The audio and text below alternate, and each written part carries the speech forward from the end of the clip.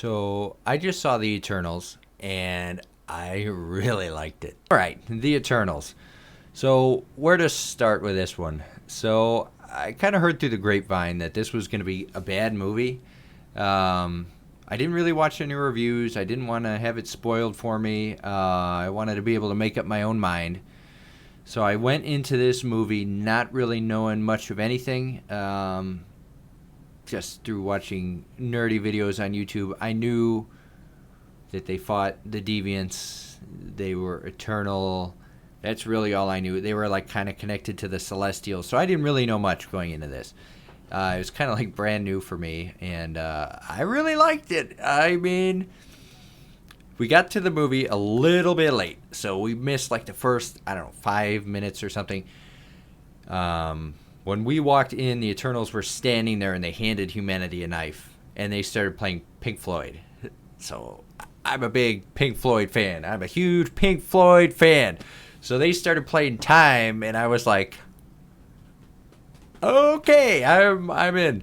And from there, they had me. I don't know. It was such a stupid little thing, but like, it set the tone perfectly. Like, all right, we're gonna follow these guys on an adventure, on an epic. We're gonna go through time, and it was really cool. I mean, looking at these characters, there's all these different Eternals. You kind of meet them briefly in the beginning, and then they split up. And then you get to meet each of them like individually as the story goes on, and I think they did a really good job like telling this. I don't know, it was pretty cool. So if you want to know what happens in the first 5 minutes, I'm maybe not the one, but I think that's basically like, I don't think we really missed anything. I'll put it that way. Because then the opening crawl started and the movie took off from there. And I felt like I totally understood everything. I texted one of my cousins who saw the movie before me, and he said that they just kind of explained a little bit about, we're Eternals. We fight deviants. That's our thing. We're created by the Celestials. So I got it by watching the movie. I didn't need that anyways.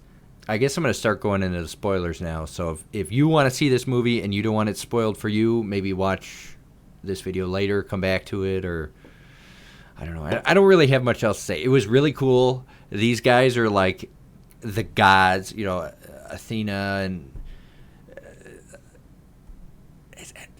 I don't want to spoil anything, so I'm not going to say anything else. Spoilers. Okay, you've had your warning. So, God, I don't even know where to start. Some of these guys, so Kumail Nanjiani plays this guy named Kingo. He's my favorite Eternal out of all of them. I liked him the most. He was so funny. He's not doing it for the views. He's just a actor in Bollywood, and I really liked. He was awesome. By far my favorite out of the group. Icarus, basically Superman. I love the fact that they just name dropped Superman in this Marvel movie. It was like, I didn't think about it at the moment, and then right after they said it, I'm like, wait, Superman? Just a blatant reference. I thought that was awesome. And there's so many, like, as the movie goes on, you find all these other different parallels to, like, oh my God, that's what Peter Pan is. You have Icarus and you have Sprite. That's Peter Pan and Tinkerbell. Icarus, he flew too close to the sun. I'll let you watch the movie and figure that out for yourself, but I didn't mind that. I even kind of liked how they did that in this movie. What's the main character's name? Salma Hayek dies like early on. I did not think that at all. I thought for sure she would live on to be in other movies based off an interview I saw. And then she died right away. I was so puzzled, and that kind of threw me off because everything I thought I knew was like totally screwed up and wrong. So that was a cool twist. And then Mother Earth was Cersei. Yeah.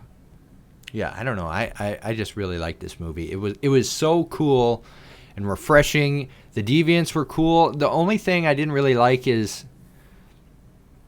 they kind of like screwed over the deviants, and I think that was the point. You think these guys are the good guys because they're the original superheroes. They've been around since the dawn of time. They're here to watch out for us. But then you find out that, no, they're really here just to protect us so we can grow and the Celestial can eat us. So with that in mind, when they start introducing, like, oh, the deviant, he's absorbing their powers. He's becoming sentient. You know, he's doing all this other stuff. You're like, oh, that's pretty cool. And then they just kill him off at the end, and I'm like, okay, so it really did nothing. It was just like a little red herring for them almost. You know, you're watching it at the beginning of the movie. You're like, wow, this is going to turn into something. I thought they were going to, like, mind meld with him.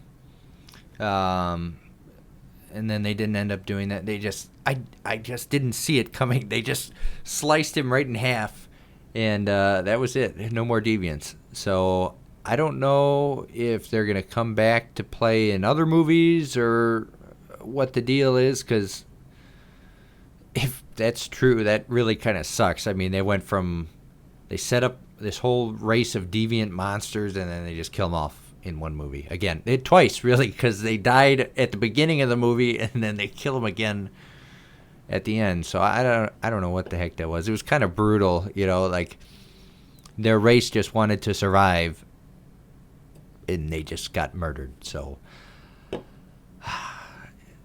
I don't even know what else to say. I mean, you have Fastos. He's like the engineering guy. He was pretty cool. Gilgamesh was awesome. I love his, power bracelets, how he could smack people around, and total powerhouse. I did not realize this, but there's a moment where you catch back up to Gilgamesh, and he's with Thena, right? After he says, oh, I'm going to watch out for her. I'll take care of her. Let me do it.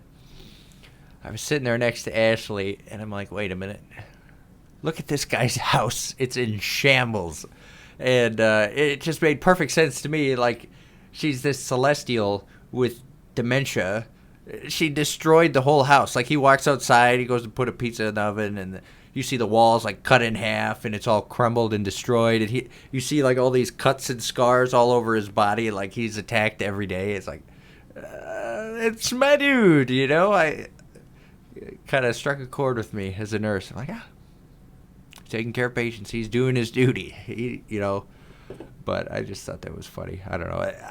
That part really connected with me, and I really liked that character. He was pretty cool, and Thena was so awesome. Like, I think they did really good with that character. I like the whole group dynamic. I love everything about it. I love how Icarus is this screwed up Superman, and like he seems so powerful, and everybody knows he's the strongest, but he's not like their leader,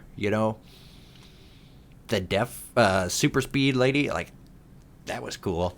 I didn't see that coming. I told my mom and my dad, I'm like, oh, they got a deaf superhero. You got to check it out. I'm just kind of curious to see what they think about it, but yeah, I don't know. Druig, the other guy, the mind reader, awesome. It comes off as like a total ass at first, but it kind of connects with you as the movie goes on. Super creepy little village in the woods where he can just kind of turn them all.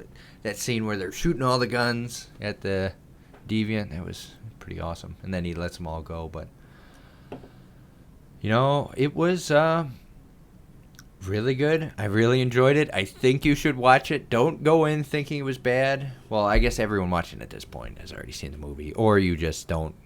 You like having things spoiled for you, but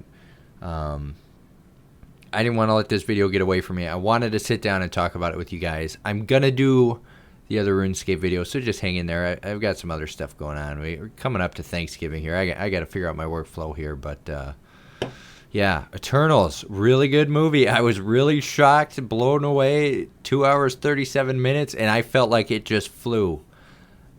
And God, I didn't even mention Harry Styles at the end. I thought he was in the Jonas Brothers, but I guess he's from One Direction. He's Eros, Thanos' brother.